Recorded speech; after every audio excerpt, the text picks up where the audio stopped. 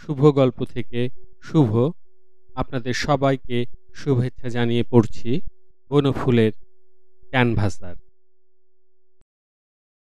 কলহের মূল কারণ অবশ্য কাত্যায়নী। কাত্যায়নীর বাক্যস্ফুলিঙ্গ যখন ভৈরবের চিত্তবারুদে নিপতিত হইয়া অন্তর্বিপ্লব ঘটাইতেছিল, সেই সময়টিতেই ক্যানভাসার হীরালালের সহিত যদি ভৈরবের দেখা না হইত, তাহা হইলে এই কাণ্ডটি ঘটিত না।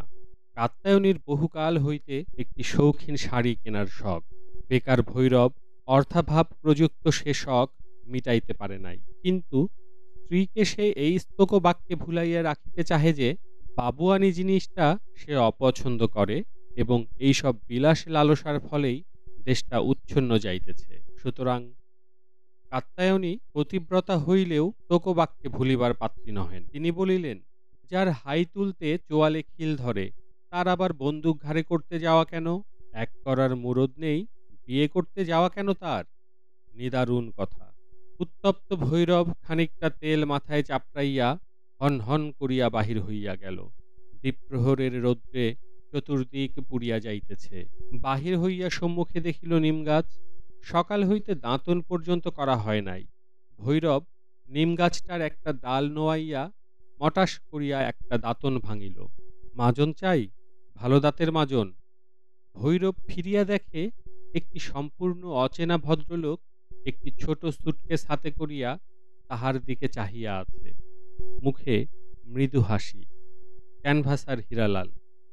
ক্যানভাসার হীরালালের এই পল্লীগ্রামে আসিবার কথা নয়, তাহার শহরে যাইবার কথা। যাইতেও ছিল, কিন্তু ট্রেনে ঘুমাইয়া পড়াতে বেচারা ওভার ক্যারেড হইয়া এই পল্লীগ্রামে নীত হইয়াছে। সন্ধ্যার আগে ফিরিবার ট্রেন নাই। যদি কিছু বিজনেস হয় এই আশায় বেচারা দুপুর রোদেও চতুর্দিকটা একবার ঘুরিয়া দেখিতেছে। বিস্মিত ভৈরব কহিল, আপনি এখানে কোত্থেকে এলেন মশাই? মাজন আছে, ভালো দাঁতের মাজন। দাঁতের পোকা, দাঁতের গোড়া ফোলা, পুঁজ পড়া, রক্ত পড়া, মুখে গন্ধ, সব ভালো হয়ে যাবে মশাই। ভালো মাজন আছে। তা তো আছে, কিন্তু আপনি এলেন কোথা থেকে? এই পাড়া গাঁয়ে আমরা একটু শান্তিতে আছি, আপনারা এসে জুটলেই তো। ব্যবহার করে দেখুন, ভালো মাজন। নিমের দাঁতনটা চিবাইতে চিবাইতে ভৈরব বলিল, কচু। হাসিয়া হীরালাল বলিল, আজ্ঞে না, ভালো মাজন, ব্যবহার করে দেখুন।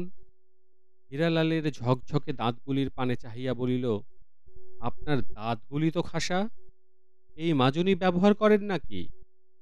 আর একটু হাসিয়া হীরালাল বলিল, আজ্ঞে হ্যাঁ। ভৈরব একবার পিছ ফেলিয়া বিকশিত সম্মুখের দন্তগুলিতে নিমের দাঁতন ঘষিতে লাগিল। বলা বাহুল্য, দৃশ্যটি নয়নাভিরাম নহে। মাজন নেবেন কি এক কৌটা? বিরুত মুখ ভৈরব বলিল, সরে পড়ুন মশাই, আপনারা হচ্ছেন দেশের শত্রু। দুনিয়ার যত শৌখিন বাজে জিনিস জুটিয়ে এনে আপনারা দেশটাকে রসাতলে দিচ্ছেন, বুঝলেন?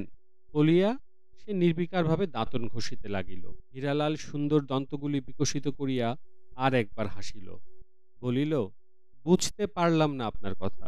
দেশে দন্তরোগীর তো অভাব নেই।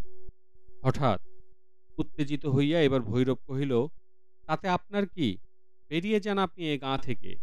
ওসব মাজন ফাজন বুজরুকি এখানে চলবে না। হীরালাল ক্যানভাসার হইলেও রক্ত মাংসের মানুষ, সুতরাং বলিল, আপনিই কি এই গ্রামের মালিক?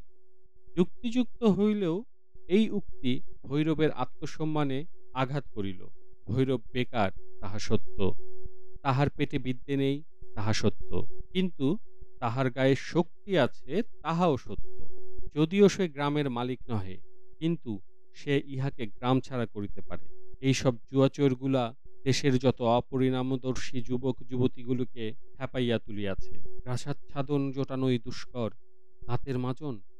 সবেগে পিছ ফেলিয়া ভৈরব কহিল, বেরিয়ে যান বলছি আপনি গাঁ থেকে। গাঁ থেকে বার করে দেবার কে মশাই আপনি শুনি? ভীম গর্জনে ভৈরব কহিল, বেরিয়ে যান। আপনার মতো ঢের মিয়া দেখেছি মশাই। ইহার পরেই কিন্তু ভৈরব ছুটিয়া গিয়া হীরালালের গণ্ডদেশে প্রচণ্ড এক চপেটাঘাত করিল। ভৈরবের ব্যবহার আশ্চর্যজনক, সন্দেহ নাই, কিন্তু তদপেক্ষা আশ্চর্যজনক আর এক কাণ্ড ঘটিল। চর খাইয়া হীরালাল সঙ্গে সঙ্গে ফোকলা হইয়া গেল। তাহার বাঁধানো দন্তপাটি ছুটিয়া বাহির হইয়া আসিল। স্তম্ভিত ভৈরব তাহার কালো কুচকুচে গোঁফ জোড়াটার পানে চাহিয়া আছে দেখিয়া হীরালাল একটু হাসিয়া বলিল, আজ্ঞে হ্যাঁ, ওটাও ভালো কলপও আমি রাখি, নেবেন? কেন মারধর করছেন মশাই? গরিব মানুষ, এই করেই কষ্টে সৃষ্টে সংসার চালাই। বুড়ো বয়সে উপযুক্ত ছেলেটি মারা গেছে। হতভম্ব নির্বাক ভৈরবের বাক্যস্ফূর্তি হইলে সে বলিল, আচ্ছা দিন এক কৌটা মাজন।